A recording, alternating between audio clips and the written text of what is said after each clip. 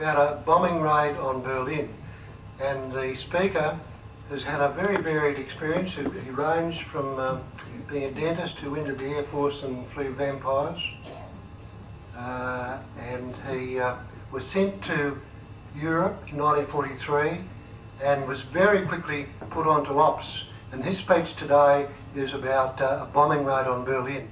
Well, we'll get right onto it. My first posting to a squadron was to number 9 Squadron, RAF, and that was about 7 miles out of Lincoln. And there were 2,500 personnel on the station, 10% of which were aircrew. The actual station township, a battle headquarters, a frontline assault point from which men sallied forth to attack the enemy. It was never at rest. Every day, in 24 hours, someone was working. The station personnel were completely independent of the outside population. Now, every morning there's an announcement over the tannoy that either ops are on or off, and this day they're on. So, ops are on, everything is sealed. No cars are allowed onto the base, no telephones are allowed, nobody is allowed to contact anybody at all outside. And the boundaries are secured by the service police, and then the crews do what we call an NFT, a night flying test. And this test only lasts about a quarter of an hour, and it just happens on the other side of the water. The long-range Fliers of the Wolfwaffe could pick up these very easily, and if they counted about 18 short duration trips, they knew that an A squadron was going to come over and visit them that night. So that's what happened there. While all these aircrews are doing their NFTs, the ground chaps were very, very busy. They got up very early in the morning, and the armourers particularly, we had what they call a bomb dump right down on the far end of the aerodrome, well away from everybody, and they assembled in there, and they assembled the bomb load for the next operation, which was probably for about 18 aircraft. So they were happy. They had 4,000-pound bombs on this particular station, and lots of 500-pounders and lots of incendiaries. Now these these fellows were working like mad. Once they got them, and then they put them onto trolleys, and some of the WAF used to drive these little tractors. There's about 8 or 9 parts, and they used to go up. It was sometimes 2 miles from the perimeter track where we were to the side of the aircraft, so that they were flat out getting these out to the aircraft in dispersal.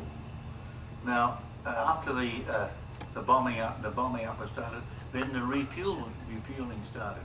The refueling, each aircraft was allowed just under 2,500 gallons of high octane spirit, and it was just enough for a long trip. So that had to be done, and you can imagine that all these big tankers being backed up around the wings.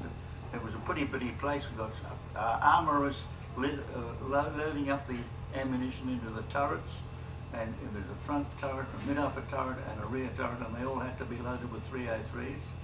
And so it was pretty well. Then, while that was going on, the aircrew came in, and we had what we called our briefing.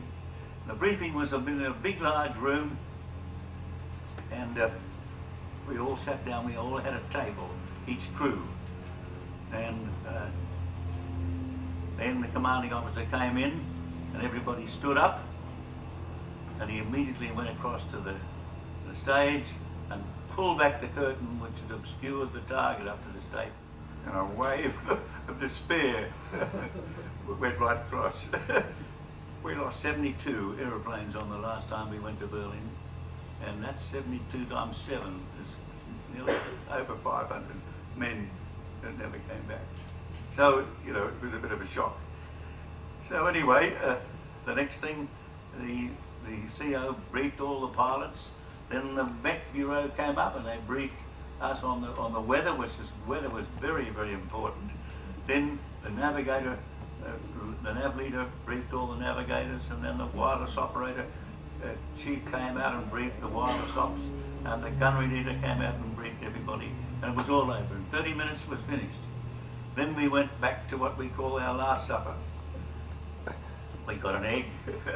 Our particular squad was pretty good. Some squadrons used to give them to you when you came back, but our squad used to before you went, which I thought was very generous. So that was what is happening there. And now there were Bedford trucks that were especially took up about 7 people, and they usually had a WAF driver, and they came round to the back of the crew room. But first of all, before they came, we had to get dressed. Now most people, it was fairly reasonably okay. You weren't too cold, but the 2 gunners had to have special gear. Now, what I used to wear was a pair of long johns, a shirt, a battle dress top, battle dress bottom, and a pair of Irving pants, and an Irving jacket. That's a big leather jacket with fur inside. Then on that, an electric flying suit, and then a Mae West, and then your harness. And if you could walk, then you were pretty lucky. You could barely waddle. So that was where we were, and the girls took us out to the aircraft, and we had a little bit of a chat and a smoke and that sort of thing, and then we boarded. And as soon as we boarded, they pulled up the ladder, stowed the ladder in its position, and everybody took up their position as crew members. And the pilot would test the communication system by calling up each one in turn. Pilot, flight engineer, how do you hear me? And he told me loud and clear, that's okay. And so he went on to the navigator, to the wireless op, to the gunners, and the bomb aimer as well. So they were ready then to start the motors. When you hear a few of those big Merlins start up, it's an enormous noise. I've got Lancaster ears today. And the whole countryside reverberated with about 18 Lancasters just revving their motors, you know, not too high, but there's enough to make it an awful lot of noise. And so then we started off weaning our way to the caravan, where we would take off.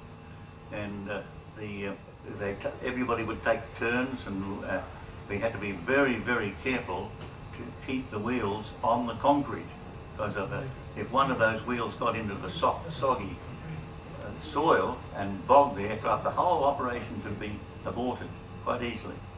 So it was a big responsibility on the part of the pilot to keep those aircraft, you know, on track.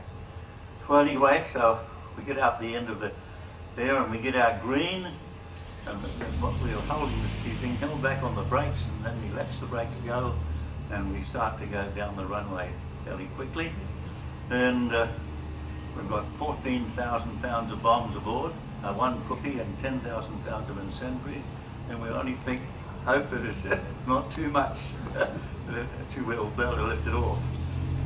That always went through your mind, you know, we got too much, but anyway, we always managed to take off, and we got airborne. And then it was just at that time we would circle around the base, and everybody would gain height across there.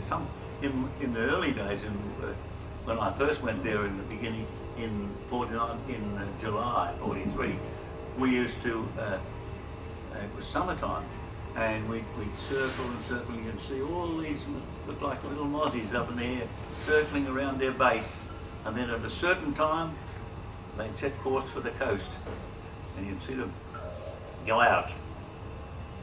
And so then we crossed the coast, the place called, I forget the beach he had, I'm not sure, but anyway, we crossed the English coast, and then we were out over the sea.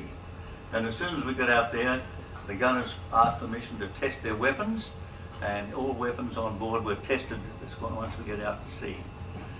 And we had about 20 minutes, and the next thing, enemy coast ahead. Now we had to be very, very careful. There was a place called the Frisian Islands, which was very, very dangerous, it really was. And they lost, so we had to make sure we missed those, and that's why having a good navigator was a tremendous asset.